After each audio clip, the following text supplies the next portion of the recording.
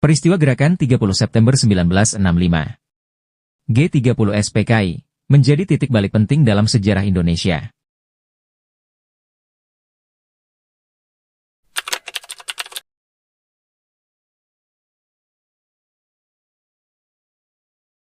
Banyak yang bertanya-tanya, mengapa Jenderal Soeharto yang saat itu menjabat sebagai Panglima Komando Strategis Angkatan Darat, Kostrat, atau Pangkostrat, tidak menjadi korban penculikan, atau bahkan pembunuhan oleh PKI?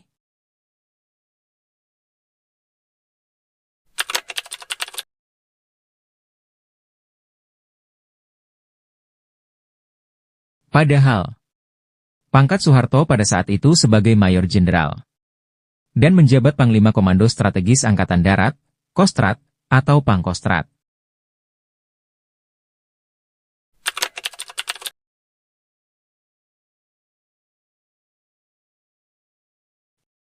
Peristiwa G30S PKI dipicu dari sekelompok jenderal atau Dewan Jenderal yang hendak mengkudeta Presiden Soekarno. Pada saat itu militer terbelah menjadi beberapa faksi yang bersama-sama memperebutkan pengaruh dan kekuasaan.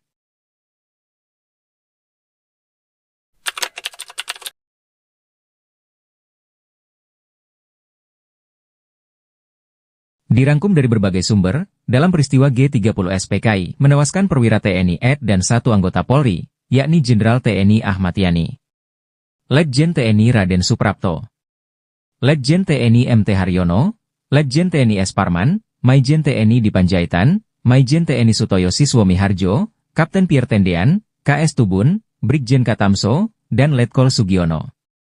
Beberapa korban G30S PKI sebenarnya tidak masuk ke dalam daftar target, bahkan Jenderal A. Nasution dan Brigjen Ahmad Sukendro yang menjadi target PKI ternyata selamat. Sehingga banyak yang mempertanyakan di mana keberadaan Soeharto dalam pada saat peristiwa itu terjadi.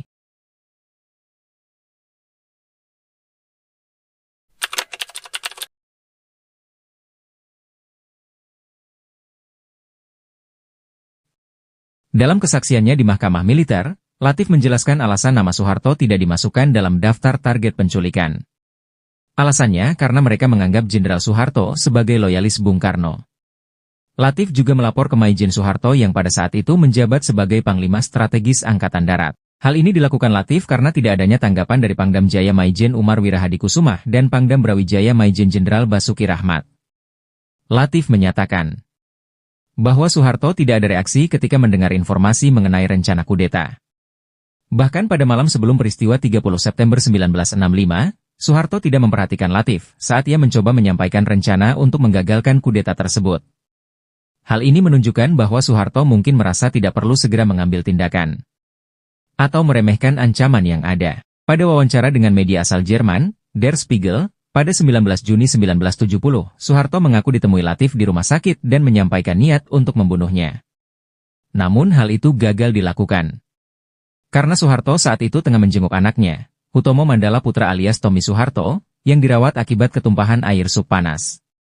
Sehingga Soeharto lolos dari penculikan peristiwa G30S PKI yang menghabisi nyawa para jenderal.